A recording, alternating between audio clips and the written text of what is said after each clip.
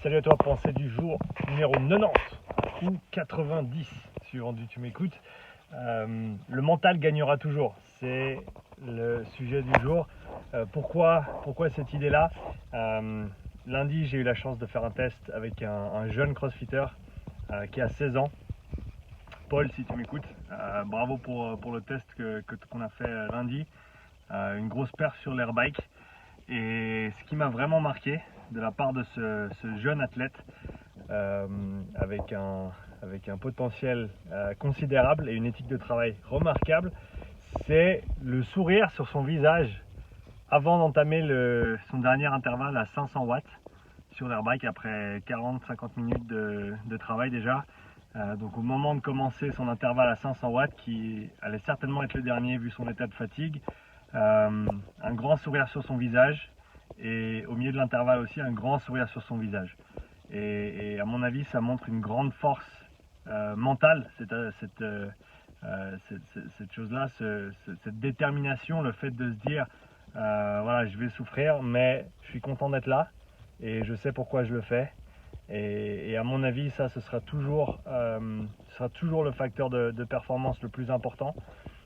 Comme j'en ai parlé il y a quelques jours, à la suite de la conversation que j'avais eue avec Pat et avec Evan sur le podcast, on avait commencé à parler physiologie, ensuite on était parti sur l'aspect, ils étaient partis sur l'aspect mental en disant que voilà, ce sera toujours le facteur limitant parce qu'il y a toujours certains mécanismes de régulation qui vont nous forcer qui vont essayer de nous forcer à nous arrêter, et notre capacité à combattre ça au niveau mental et à aller au-delà des limitations de notre corps, c'est ça qui va faire qu'on va pouvoir au final performer, au final vaincre soi-même et les adversaires.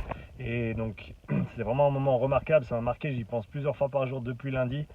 Ce jeune plein de talent, mais vraiment beaucoup de dédication, et bien sûr il y a une grosse éthique de travail derrière pour lui avec son coach Morgan.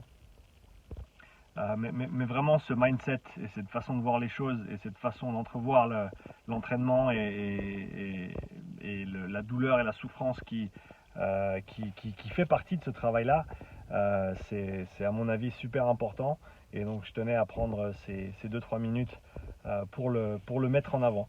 Le mental gagnera toujours, et encore une fois, si tu peux aborder un intervalle sur l'air bike à 500 watts avec un sourire,